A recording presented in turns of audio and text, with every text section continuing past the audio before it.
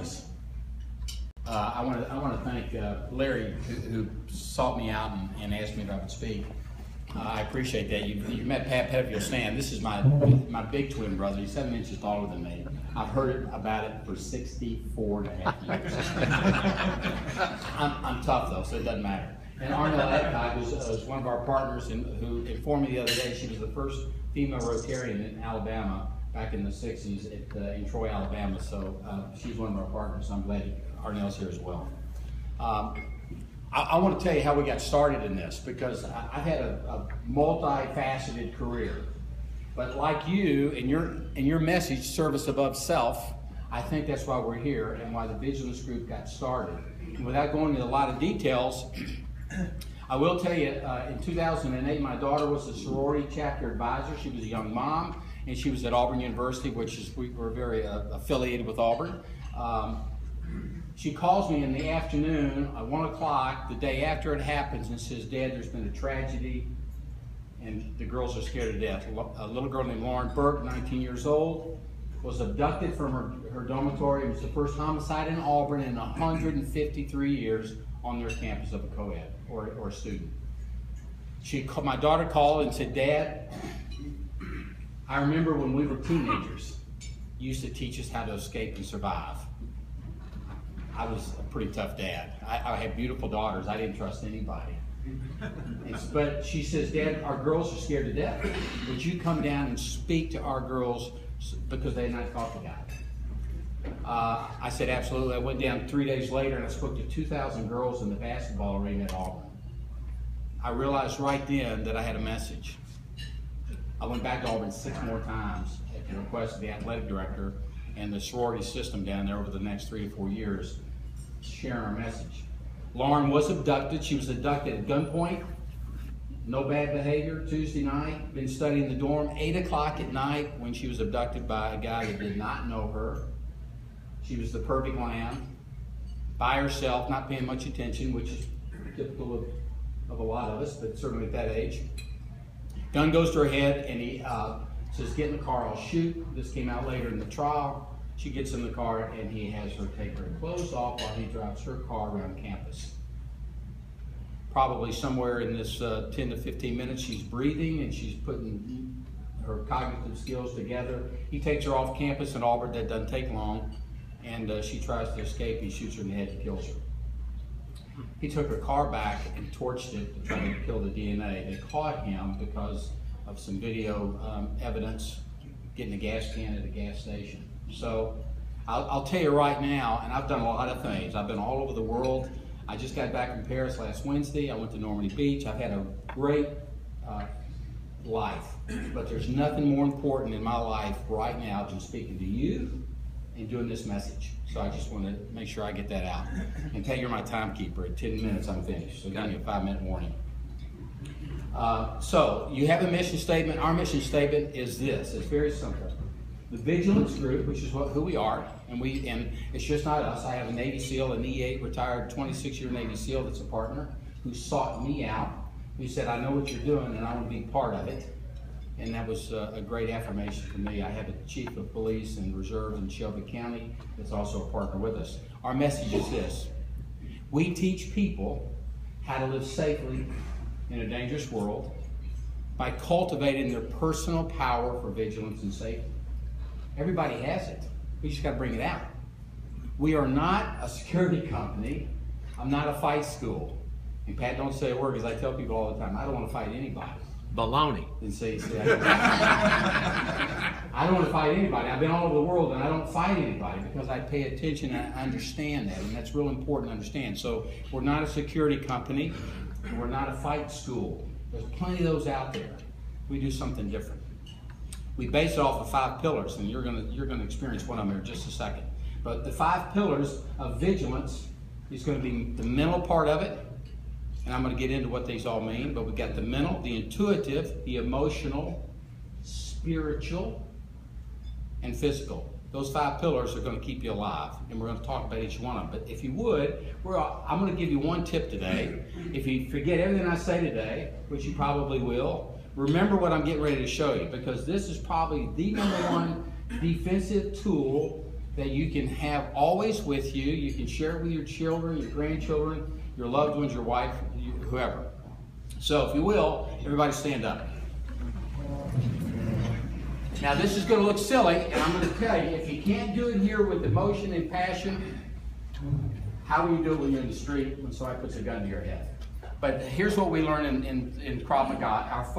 Our fight stance in Israeli self-defense with the hands up, like this, just in front of your face. And there's kind of an outside 90, so you're kind of pushing away so you can't fold your arms back in. Does that make sense? So I'm here in front of my face. So from right here, I've got a fence. And guess what? I can fight from here. And I can defend from here. But all I want you to do is use your voice when to throw the fence up. So what we teach, the first thing we teach is when you're being threatened, is coming up, I throw my hands up, I build a fence, and I scream from the gutter. Now watch how this feels. I'm not going to give much time to think about it. On the count of 3, I want the hands to come up. I want you to scream no. Ready? 1, 2, 3. No! Wow, very good. Let's do it one more time. 1, 2, 3. No! Now, I don't know about you, but my blood is coming up. Do you feel that in your arms? Do you feel that? Everybody sit down a second. Now, let me tell you something. Yeah, absolutely. I'm ready to push up. Let's do it. Let's fight. Now, as silly as that was, that'll probably save you. Because let me tell you, bad guys don't go after lions. I'm a lion, by the way. I'm not very tall. I got white hair. But I project myself because I've been in Cologne, I've been in Dubai, I've been in France, I've been in Frankfurt. A lot of places that don't like Americans. And I'm an American, and I don't speak any other language, and they know I'm an American. But I project power just from my attitude. So just by doing this, and I'll tell you just a story. I'm involved with a corporation here in town. I won't mention their name, but they're very powerful. And they called us to do a vigilance training last week to the corporate staff of about 15 women that travel all over the United States. One of them had been physically assaulted. And so after we did our training for 2 hours, she came up to me and she said, "I'm the reason you're here." I said, "I'm sorry. What do you mean?" And she says, I was not sexually, I was physically assaulted 3 weeks ago in San Antonio, Texas. So here's what happened to her, and it's important to understand that she was being followed. She was out walking from her hotel to the Alamo along the Riverwalk, broad daylight, under the advice of the concierge that said, "Oh, it's safe. It's a lot of people out jogging. You want to be in trouble."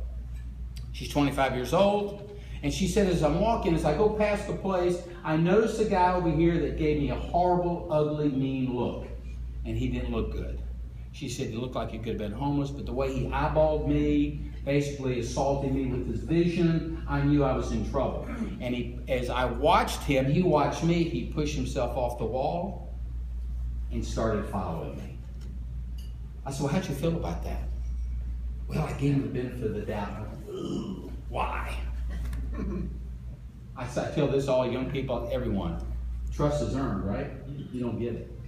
I said, well, I assumed he's just walking this way. After this ugly, mean look at him. And I wasn't picking on her. I wanted her to think. So as he follows her, she tries to get away from him, but eventually loses him, never says anything to him. Every time he looks at her, she kind of kowtows a little bit. She's on her phone. She calls her boyfriend, "I'm being followed." I said, "How'd you feel about that?" And she said, "I realized that was a mistake. Because all he could do is hear me." And what do you think this gave to the guy that was following her? What do you think that he was thinking? She's not paying attention. She was paying attention. She was scared to death. But she thought this could save her, and it didn't. She loses him, and then she says, "I'm going back. I'm scared to death." Now, she passed family. She passed people. She passed up opportunity to get out of the situation. And she recognized it. When he finally does grab her, she says, "I'm finally back. I'm almost back hotel, but I realize I'm in an area that is somewhat secluded," and her intuition kicked in. She turns right when he's grabbing her. I said, "What did you do?" She said, "I went right for his throat." And I said, "Did you grab him hard?" She says, "I was mad. I just put my hand on his throat. He jumped back. I turned and ran." I applauded her. I said, "Fantastic. Did you take that claw and cut down his windpipe?" That's what I would have done, because you had that right to do that. But she got away. So I wanted her to go through all the steps of what happened to her. So the steps are, mental is one of the first pillars. You have to understand danger, know that it's out there, and be smart enough to know that we use this mantra to avoid a crime of opportunity, remove the opportunity. That's simple. I can't, bad guys, it's like a three-legged stool. You've got to target us, we're the targets. You've got opportunity, and then you've got the bad guy. And I can't change the bad guy. I told that to St. Cecilia to Sister Ann Catherine one time. I said, Sister, I'm a big believer. I can't change bad guys. In fact, a lot of them I don't think deserve oxygen, in my opinion. And I told her that, and I went, uh-oh, I'll maybe cross the line with the sister here. And then I said, Sister, my job's not to save souls. I did tell her that, which was I was a little embarrassed after I said it. And she grabbed me gently on the arm, and she says, but you are saving souls. And that meant something to me. So the mental part is understanding what the danger does. The intuitive, and she had intuition, right? This guy's scuzzy looking. He's looked at me ugly. What did she do about it? We all have intuition, and the guys, I tell you this, the women have it over us in spades. Us guys, we're too analytical. We want to cut it. We want to look at it. We want to dissect it. We want to analyze it, and then we'll make a decision. Women will go on their feelings, and so women have the intuition much better than we do, but the key is to act on that intuition. So when the hair gets up on the back of your neck, you're getting scared. You see somebody that doesn't make sense to you. And by the way, vigilance means recognizing any unusual behavior that doesn't fit the context of the environment. In other words, something's not right. So she had intuition. She didn't act on it. She kept walking. So that was a mistake, and she knows that. Emotional side. Here's the emotional side, and I'll tell you that we'll teach this. Fear. Fear can be your greatest friend or your worst enemy. So these guys that are in the service with us, and if there's any law enforcement background, I can tell you right now, we train at that edge. And we train at that edge so when it hits the fan, so to speak, we don't crumble under the pressure. We know that we got to respond to that. So fear can debilitate you. And when you've heard people say, I was so scared I wet my pants, I couldn't scream, I couldn't run, that's all real. That's not mental. That's physiological. And that happens when your blood pressure spikes above 170 and the blood leaves the forepart of your brain and you're like an animal now. You can't think. I look back on Lauren Burke's death and I said, man, why didn't she grab the steering wheel? Why didn't she run it into a tree? Why didn't she bail out when he was doing 10 miles an hour? She couldn't think. She was scared to death. It was not her fault. When she finally got to the end game, she had been thinking. So emotions are very important. So what we teach and make sure that you understand is that, hey, you're going to be frightened, but you got to react right away. That first 10 to 15 seconds, I call it like a flinch reflex. You know how something falls on you and you flinch and you go for it very quickly? You're never faster, more cognitive, or stronger. So when you're feared and the gun comes out, the knife comes out, you get grabbed, that's when you have to make a reaction to that, right then. And we learned that in the service. We were told, hey, if you're going to escape, you got to escape quick and not wait. So I've talked about mental, I've talked about the emotional side of it, and I've talked about the intuitive. Now, I talk about the spiritual side, and I can talk to this group. But when I talk the spiritual side, I'm going to ask what your personal religious belief is. Here's what I'm asking you. Do you have the right to live? There's a lot of people that have horrible childhoods and that their self-esteem is in the pits, and they think, well, I'm a victim, I can't do anything about it. And I call that that's the spiritual side, the belief that you're worth something. And when we sit and have our team meetings, and I've got my Navy SEAL next to me, and trust me, we don't always agree on things as we go head to head on figuring out how to teach this. He, of course, was a BUDS instructor, went through BUDS, and he'll tell you right now, we came to this agreement because I went through the Ranger School with the South Koreans that could care less whether I lived or died. And here's what I came to the conclusion. You can beat me up, you can break my bones, you can call me, you can do everything, but you can't take my spirit.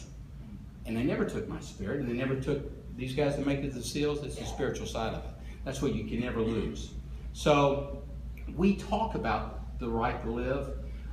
We emphasize accept injury over death. I'm going to do that all day long because it's important to know that. The last part's the physical part, which is body in action. You've got to experience that right now. That one thing that you did, and like I said, we don't teach fighting. We think that staying safe and being vigilant is 90% head work. It's all up here. The 10% is when you've lost it. And the SEALs will tell you this, we use surprise.